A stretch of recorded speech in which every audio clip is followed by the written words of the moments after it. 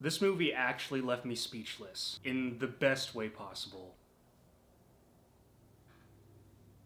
Nomadland tells the story of Fern, a woman who lives the modern-day nomad life by living in her van and traveling across the country. But the choice wasn't entirely made by her. Fern is originally from Empire, Nevada. She had her whole life set up there, work and everything. And then in 2011, because of a reduced demand for sheetrock, US Gypsum discontinued their plant in Empire, leaving every worker and resident jobless and subsequently homeless, Fern being one of them. The town is entirely real and still stands today as a ghost town. And because of all her sentimental feelings towards Empire and all that, Fern decided to pack up her things and go. She could never settle down anywhere else because settling down would mean letting go of Empire, as if her life in Empire was never there to begin with. Which makes sense because think about it. If the town you set your whole life up in just suddenly said, "We no longer exist. We apologize for any inconvenience," you'd most likely be just as lost. It's like spending a couple hours building a house of cards just to see it get knocked down by, the wind. Gotta know when to hold them and when to... I'm not just gonna build another house of cards. It would be easier to just pack up my cards and go do something else. But because of all this, Fern finds herself among a bunch of other people with similar situations. These are the older working class people who were left just as marginalized and screwed over by the 2008 housing crisis. And they sort of congregate into these small communities where everybody has a van or RV of their own and they just kind of hang out. They watch each other's backs and they all learn how to survive out in the middle of nowhere by teaching each other how to change a tire or fix a part of their van or RV. And the whole thing is just super wholesome. Just a bunch of old people being super sweet to one another. And that was actually something that this film did really well. One of the reasons film, or just fiction in general, connects so well with so many people is because it shows us our lives in ways we've never explored. You have these fictional situations with characters you've never met, obviously, but they're almost always portraying a universal human experience. In the case of this film, it's the strong communal bonds you find when you're in a place of comfort. People will come together when they have something that brings them together.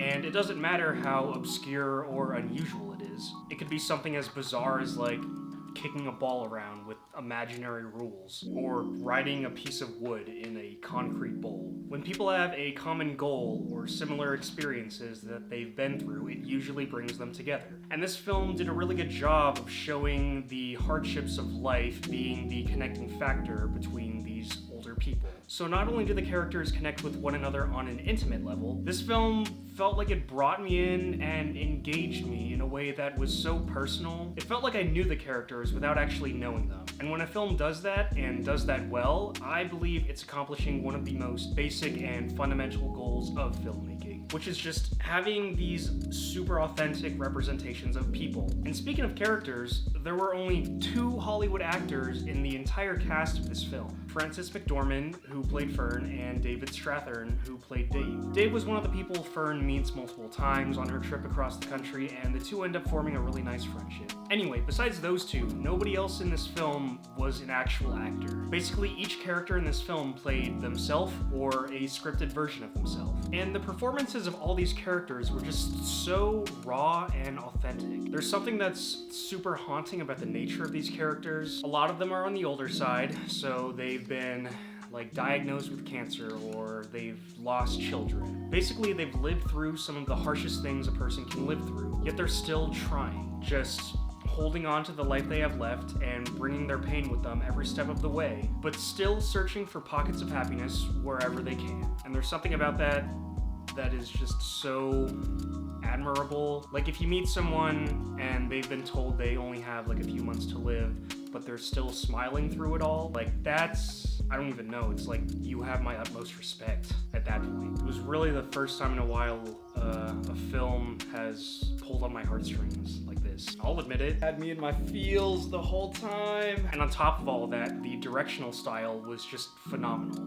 So many scenes that actually took my breath away while I was watching. Because the majority of shots in this movie are super wide landscape shots. The camera mainly switches back and forth between super intimate close-ups of characters and massive shots of the vast openness of the countryside. In other words, it gives you time to breathe. It will deal with a super heavy subject and then gradually take you out of that emotion and show you a beautiful landscape. And when you're looking at this crazy cool landscape with all these larger than life ideas in your head, you actually have time to let those thoughts sit. It's very much like when you're actually out in nature, thinking about life and you've got nothing else on your mind except like the incredible sunset that's right in front of you. And it's rare that a film considers the role of the viewer in such a way. Because again, it felt like this movie engaged me and brought me into the world with such elegance in a way that almost blurred the line between fiction and like what's actually real. In many ways, this film mirrored the world around it, just with a super obscure distinction between the two. It was like everything about this movie just spoke volumes of, slow down and enjoy life while you're still young. Or less is more, and keep moving forward. And these themes were suggested in such a professional yet casual way, it almost felt like the film was like an old friend you haven't seen in a while, just sitting down with you, catching up on life over a cup of coffee or something. This film dives in and gets to know you just as much as you get to know it. So, I'm thinking I give Nomadland a 10 out of 10. Hands down, the best movie I've seen so far this year, and I definitely think you should go check it out too. Let me know what you think. Agree, disagree, whatever. Like this video if you liked it. It also wouldn't hurt to subscribe. And if you disliked this video, go ahead and leave a like anyway, and subscribe. Later.